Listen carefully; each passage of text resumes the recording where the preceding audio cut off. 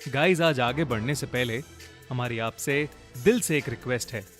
हम बहुत मेहनत करके आपके लिए एनिमेटेड हॉरर स्टोरीज बना रहे हैं और हमारे कुछ व्यूअर्स ऐसे भी हैं जिन्होंने अभी तक हमें सब्सक्राइब नहीं किया है।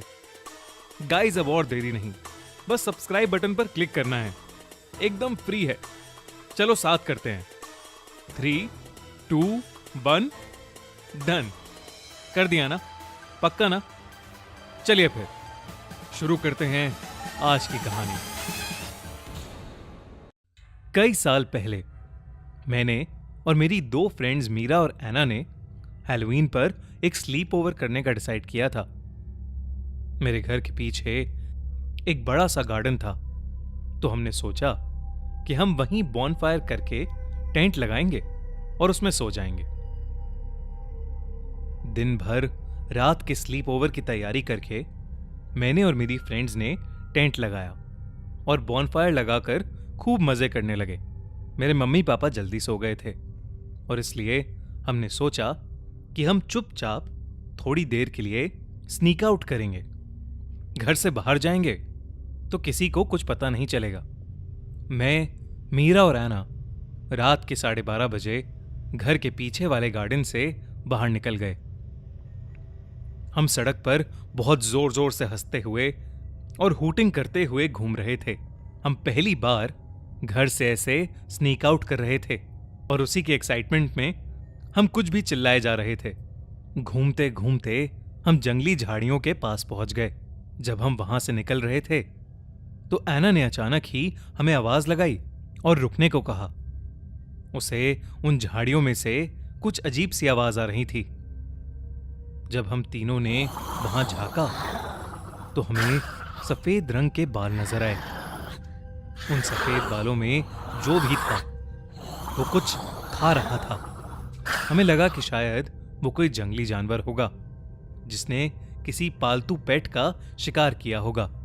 हमने न जाने क्यों एक्साइटेड होकर अपनी मस्ती में उस पर पत्थर फेंकना शुरू कर दिया। पहला पत्थर लगते ही हमें उसके गुर्राने की आवाज आई तो हमने उसे और तेजी से पत्थर मारना शुरू कर दिया। हम तब काफी छोटे थे और बहुत शैतान बच्चे थे। इतनी समझ नहीं थी हमें कि हम जो कर रहे हैं वो गलत है। लेकिन फिर हमें कुछ ऐसा दिखा जिससे हमारी रूह कांप गई। वो किसी जानवर की तरह नहीं बल्कि एक इंसान की तरह दिख रहा था, लेकिन किसी नॉर्मल इंसान की तरह नहीं। वो तकरीबन 7 फीट लंबा, सफेद बालों से भरा था, जिसके जानवर जैसे लंबे दांत और नाखून थे और उसके दांतों और नाखूनों से खून टपक रहा था, जैसे कि उसने अभी अभी कोई ताजा शिकार किया हो। उसे देखकर हम इतना डर गए कि हमसे जितना तेज हो सका हम वहां से भागने लगे। हम घर पहुंचे और हमने अपने टेंट में घुसकर चैन की सांस ली। हम उस बारे में आपस में बात ही नहीं कर पा रहे थे। ऐना हम सब में से सबसे स्ट्रांग थी। उसने सजेस्ट किया कि हमें अब सो जाना चाहिए। शायद जब हम सो के उठेंगे तो हमें अच्छा फील होगा। हम तीनों टेंट में ही लेट गए और सोने की कोशिश करने लगे। कुछ देर बाद हमारी नींद खुली एक आवाज से।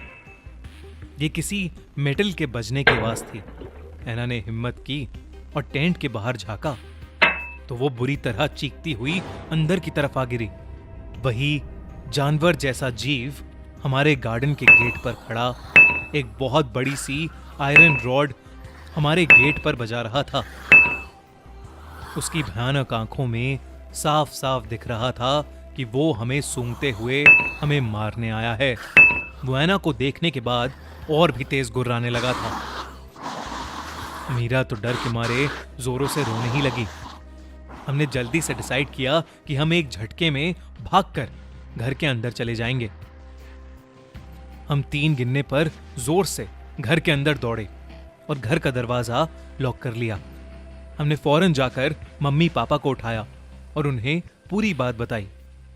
जब पापा ने खिड़की के बाहर झांका तो वहां कोई भी नहीं था। उन्हें लगा कि हम झूठ बोल रहे थे और हैलोवीन के दिन उन्हें डराने की कोशिश कर रहे थे। लेकिन हमें अपनी आंखों पर विश्वास था हमने खुद उस आदमी को उस दिन देखा था। इस हादसे के बाद हम काफी ज्यादा डर गए थे। ऐना और मीरा फिर कभी मेरे घर नहीं आए और मैं फिर कभी रात में अपने बैक गार्डन में नहीं गई। पर कौन था वो सफेद बाल वाला दरिंदा?